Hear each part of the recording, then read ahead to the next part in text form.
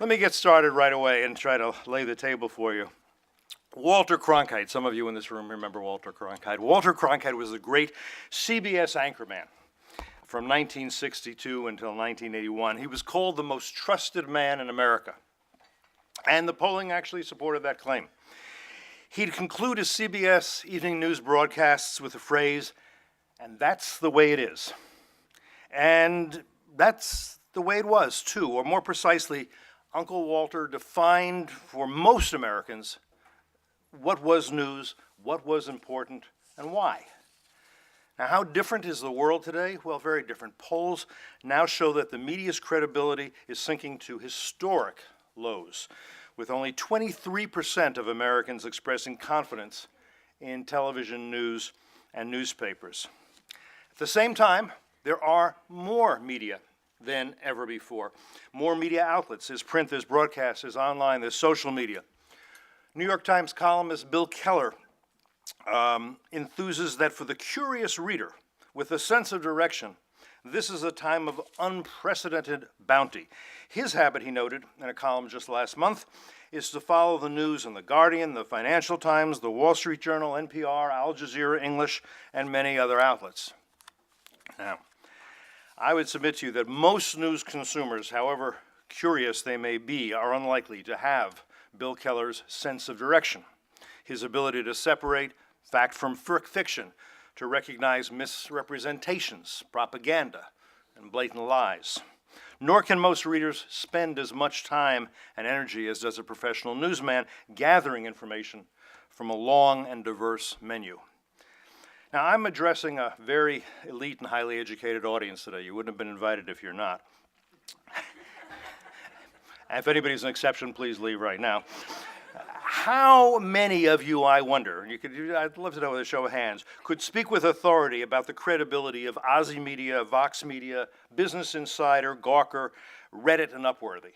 You all familiar with all those news sources? Are you? Good for you. My kids are.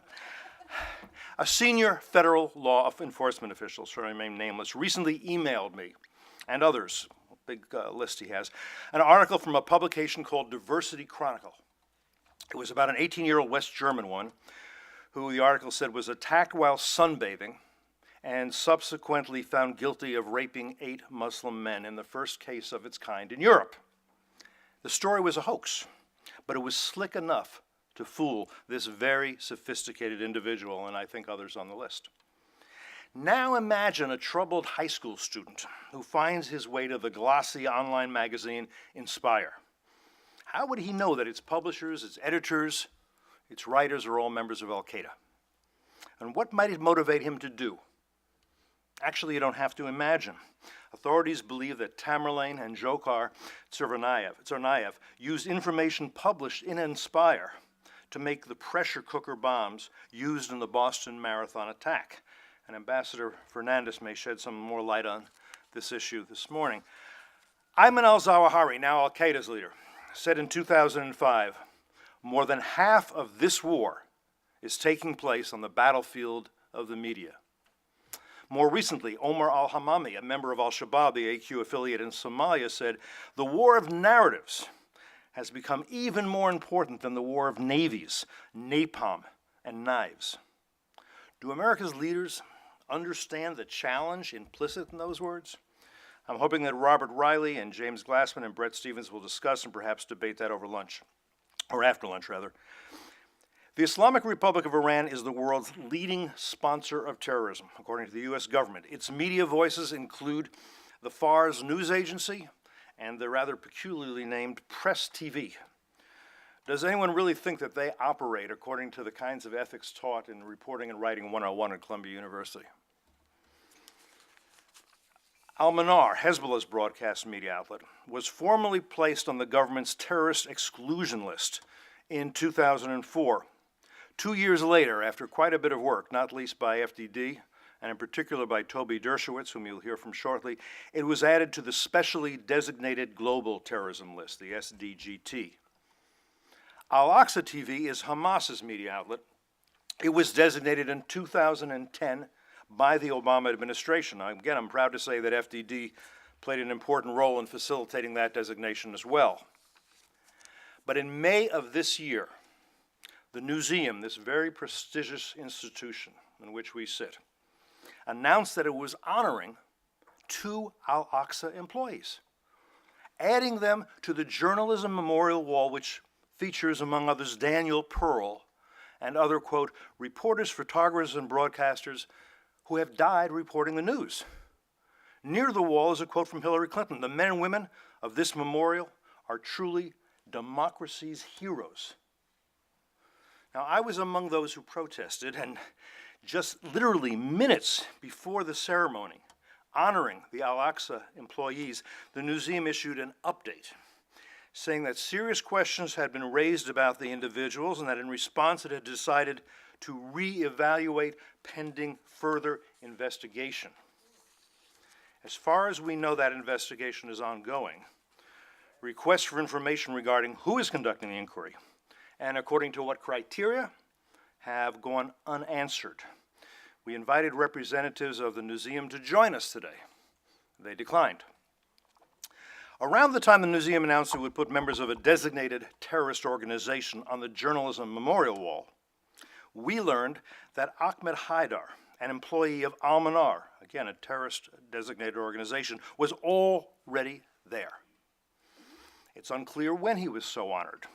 We tried to find out. What is clear is that the Newseum knows that Al-Manar is owned by Hezbollah. The Newseum knows that both Al-Manar and Hezbollah are terrorist organizations. They have knowingly honored a terrorist among Democracies, heroes, and journalists. Knowingly. They won't talk about it. Again, this is interesting. As with the Al-Aqsa employees, it is not certain that Haidar ever actually contributed to any journalistic products whatsoever. In its designation of Al-Manar, the U.S. Treasury Department noted that some on the organization's payroll are, quote, engaged in pre-operational surveillance for Hezbollah operations under cover of employment by Al-Manar. In other words, just because you carry a camera and a notebook doesn't make you a journalist. And that's a quote from Richard Engel, the veteran NBC foreign correspondent, who was the keynote speaker at the Newseum ceremony that stopped just short of honoring the Al-Aqsa operatives. I'm afraid there's more. Al-Dunya television, closely tied to Syrian President Bashar al-Assad, has been designated by both the United States government and the European Union.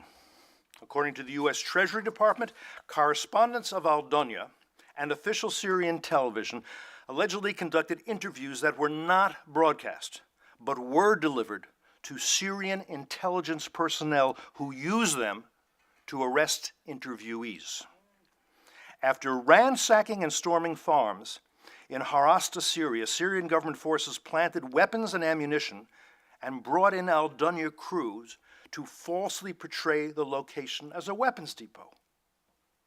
Correspondents from Al-Dunya and Syrian television accompanied Syrian military intelligence units to interview detainees. The detainees were interviewed after being tortured and threatened with death to force them to say on camera what the government of Syria wanted them to say. Yet, one of Al-Dunya's operatives, killed during the fighting in Aleppo last January, is currently being considered for the next round of journalists to be honored by the Newseum. I ask you, should the Newseum's executives and its very eminent board of trustees, take a look at who they are, some of the brightest lights in journalism, should they not be concerned that by making no distinction between journalists and propagandists, and in some cases between journalists and intelligence agents masquerading as journalists, they are doing serious damage to the cause the Newseum was founded to champion? Again, we've asked Newseum spokesmen to discuss this, to provide their perspectives to us or here today, and they've declined. They've said no comment. I just find that a peculiar posture for an organization dedicated to the public's right to know. Al-Jazzera, founded in 1996, funded and controlled by the fabulously wealthy royal family of Qatar, is not terrorist media. But Shibli Telhami, the Anwar Sadat Professor for Peace and Development at the University of Maryland, has noted that in its early years it gave voice to Osama bin Laden as its audience expected. It was also adamantly pro-Saddam Hussein, as Robert Riley can tell you. He'll be here later. He served as a senior advisor to the Iraqi Ministry of Information in 2003. At the time when Saddam's statue was pulled down, Al-Jazzera was the one international news organization that failed to report that. More recently, the station has been staunchly pro-Muslim Brotherhood, so much so that last July, more than 20 of its staffers in Egypt resigned over what they said was the management's persistently biased coverage. Hagag Salama accused his employers, or his ex-employers, of airing lies. Qatar also is a generous funder of Hamas, an offshoot of the Muslim Brotherhood, a fact not generally disclosed when Al Jazeera reports on the ongoing conflict between Gaza's rulers and Israelis. In 2001, following the terrorist attacks in New York and Washington, Fuad Ajami, the great scholar, winner of a MacArthur Genius Award, I'm sure you're all familiar with him, wrote about Al Jazeera for the New York Times Magazine, a really definitive article. He found himself agreeing with the station's defenders that it marked an enormous change from the pompous, sycophantic press in Arab countries whose main function has been to report the comings and goings and utterances of the ruler of the land. Ajami added, however, that Al Jazeera's virulent anti-American bias undercuts all its virtues. It is, in the final analysis, he said, a dangerous force, and it should be treated as such by Washington. He added, although Al Jazeera has sometimes been hailed in the West for being an autonomous Arabic news outlet, it would be a mistake to call it a fair or responsible one. Day in and day out, Al Jazeera deliberately fans the flames of Muslim outrage.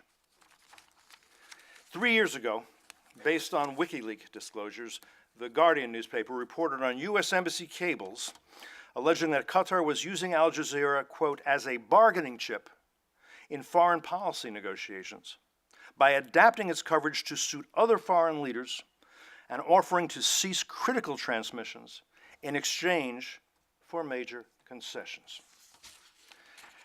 Al Jazeera continues to feature Yusuf al-Qaradawi, the fiery telesheikh, whom Jeffrey Goldberg, from whom you'll also be hearing soon, has called an extremist.